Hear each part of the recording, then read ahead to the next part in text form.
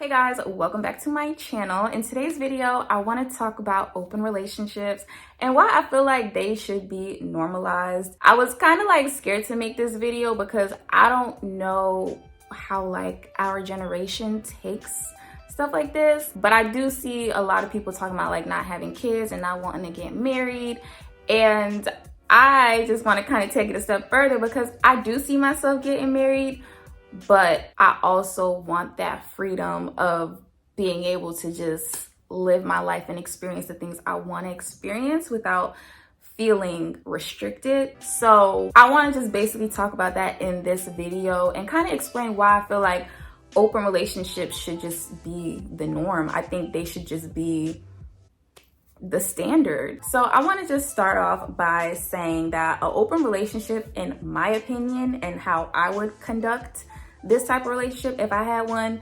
is me having one partner, like let's say a life partner or, you know, a husband if I choose to get married. This would be the person that I come home to every day. This is my person, and that's just who I choose to be with, right? There might come a time where I meet somebody and I feel like we have a connection and I want to explore that.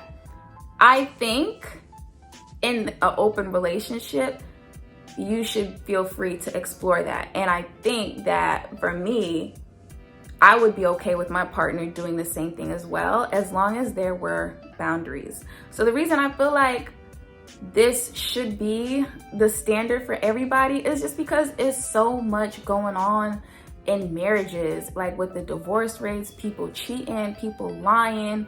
Like, I think the problem nowadays is that a lot of humans, we're gonna naturally have desires. And I 100% believe that you don't have to act on every desire. You know, should have some self-control, some self-discipline, of course. But there's no one person that can fulfill all your needs. And I think in life, when you're growing and improving and evolving, you know, trying to reach your potential, it's unfair to deny yourself of a potential connection that could be good for you. I don't think any connection can overrule another one. I think whoever you connect with, that's the connection you have, and you have a different connection with somebody else. I don't think anything can be better than the other. However, when you do make a commitment to somebody and, you know, you choose to get married, you got to honor that commitment 100%. It's just, well, I feel like if you meet somebody and you feel like, okay, like I like this person, I want to hang out with them, like, why not? When it comes to an open relationship, I would have boundaries set in terms of any sexual activities. Like, that would definitely be off the table. And I know that can get a little tricky because it's like, well, if I feel a connection to somebody, I feel romantic, might get a little, you know, affectionate or whatever. No, that's where self-control and self-discipline comes in. I don't think everybody you have a connection with, you have to have sex with. Like, that's like, to me, that's just not realistic. And of course, healthy. I think everybody should have, well, for me personally, I would only want one sexual partner for the rest of my life, and hopefully my partner wants the same as well. But like, if you meet somebody, you should feel free to like go on a date. It doesn't have to be like, oh, this is gonna go somewhere, we're gonna get married one day. Like, nah, go on a date, you know, have a good time. If you want to travel with somebody, I just feel like, and I guess this is me just speaking ideally. This sounds very like idealistic, and I wish this was a thing, which I know is hard to like make actually happen in real life because I've never had it. But ideally, that's what I would want. Because for me personally, I just feel like there's been a lot of different people in my life where I feel like we connect on one level, but then not on another level. Or, you know, we connect on like 2 different levels, but then on another 2 different levels, we don't. Like, if I think about my exes, right? If I could just take different things from all of them and put them into one person, that would be my perfect person. Unfortunately, I just don't think that will ever, like, I will never have the perfect person. I don't think there will ever be a perfect person. Nobody will ever be perfect for you. That's just I'm not even being cynical. That's just being realistic. No one will have 100% of the traits that you want. And of course, people are going to be like, well, then you just have to work with what you have. And like, you know, just, you got to choose what you do like and kind of, you know, accept what you don't, which I get. But I don't like to feel restricted. Because what if I really connect with somebody physically, you know, mentally, emotionally, but I don't connect with them spiritually? What if I connect with them spiritually, physically, emotionally, but we don't have that friendship vibe, that mental like wittiness, that sarcastic, you know, type of like friendship vibe type thing going on, but like they feel like the love of my life? To me, I just think that it's unfair to limit yourself in life. And you know, people come into your life to teach you different things, to show you, to experience different things with them, that it should just be perfectly normal to do that. And I personally would not get jealous because I know what's up and I know they're not going to take it that far. So that's just my opinion. That's something I really wanted to touch on, because when I just like every day I wake up and I see somebody cheat on somebody, somebody did this, somebody did that, not just like celebrity news, but people I know, you know, people are just getting in and out of relationships. They're not feeling fulfilled. They're not feeling like this. Like, people are always growing, evolving, changing. It's like, if you feel like you want to connect with somebody else, why not explore that? Is this crazy? Is this a crazy concept? Like, I want y'all to really let me know if this is far-fetched. I know people have been in open relationships, obviously, but I hear a lot of them not working out, and I'm just like, I want to try it out for myself. No, I've never actually been in an open relationship. I kind of talked about it once, but it never actually happened. And it's something I constantly talk about with this person, but I'm like, it's just never gotten there. It's never gotten there. But I think it could work. I think it could work. And it's something that I would really want to like experiment with and like document and you know, start journaling my feelings and like what's going on.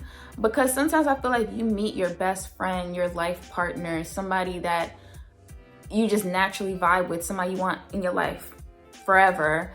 And it's like, you know, I just don't even know how to explain it. Like, when everything is good and everything just matches perfectly, yeah, it's great. But there's other great people out there too. It's crazy because somebody told me like maybe I'm just not ready for, you know, a relationship or like whatever. No, I've been ready for, I've been in relationships, you know what I mean? And my problem is that I've always felt like the person I'm with is missing something. And I feel like it's sad to even like think of how I've treated some people that I've been with. And not even treated, like I was never abusive or anything, but it's more so like I would show that I'm not feeling like I'm getting enough, or I feel like they're not enough for me. But it's never been like they haven't been enough. It's just like a few things that I want that they don't have. So it's been like a struggle for me. It's been a real struggle. But I think it's something that I'm just gonna take on. I'm gonna try it. I'm definitely gonna see how this goes one day. I don't think I really like met anybody that would be down for it. Because another thing about it too is like, men are very possessive. Like, men can be very possessive. You know, I would need to be with somebody that's gonna give me my freedom. Like, I give people their freedom. My only thing is just don't lie to me. The thing is like, once you lie to somebody, that's when it starts to feel like you got something to hide. You're not lying to protect me. You're not, you know, trying to protect our relationship or do this or do that, whatever. No, you're just being a liar because you have hidden motives. You have hidden intentions that you don't want to admit to. So yeah, I feel like open relationships will work if both people are honest. The problem is that I think a lot of men just always want to have the upper hand. They always want to have the power, the control, and they want to, you know, nobody wants to feel embarrassed, or like if they hear that their woman went on a date or somebody else saw their woman on a date, it's like, oh, you letting your girl go out, you letting her, you know what I mean? It's like, but when it comes to women, we accept a lot of BS.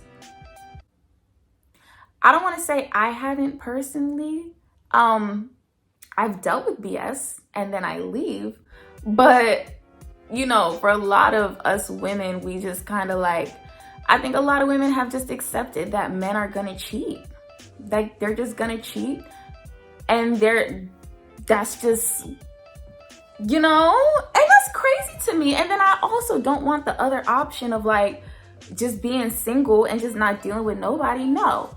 But I'm also not saying that I'll only have the open relationship for the man to do him. No, I honestly and truly feel like I would love one as well. So yeah, it's just something I've really been thinking about, and hope I don't sound crazy. I hope y'all kind of like understand where I'm coming from. By the way, you guys, my skin has been clearing up so much these last few weeks.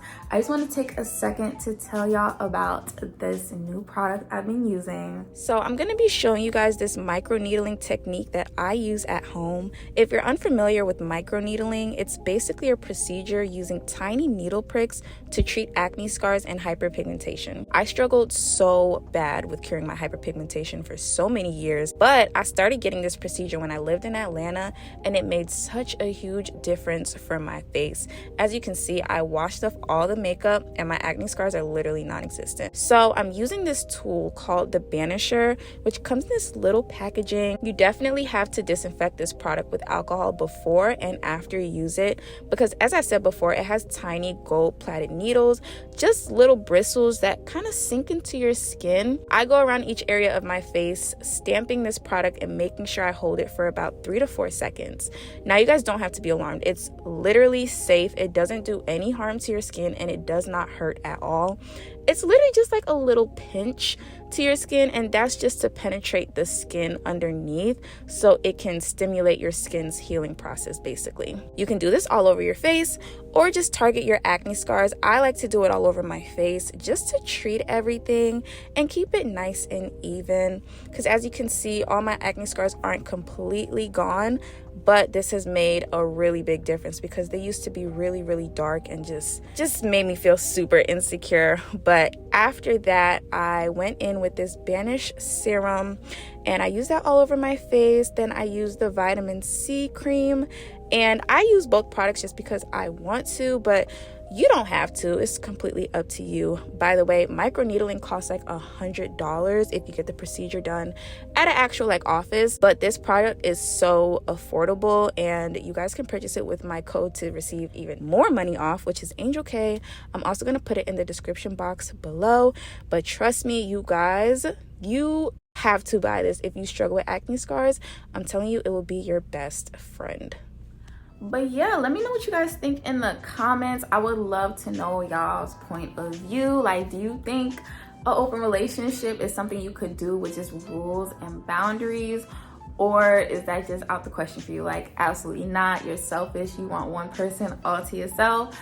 Let me know. And it's not even really about being selfish. It's just really like a preference. If you want to be with one person, you want that one person to be with you. It's, you know, totally fine. It's a preference. Everybody's different strokes for different folks. So let me know. I'm very curious. I want to know if anybody else is out there like me. Or, I mean, have you been in this position where you tried an open relationship before and you figured out like, yeah, never again? I really want to know. I'm very interested. So let me know in the comments and we can have a little discussion. So as always, thank y'all so much for watching, and I will see y'all in my next video. Whenever you smoke, we ain't running.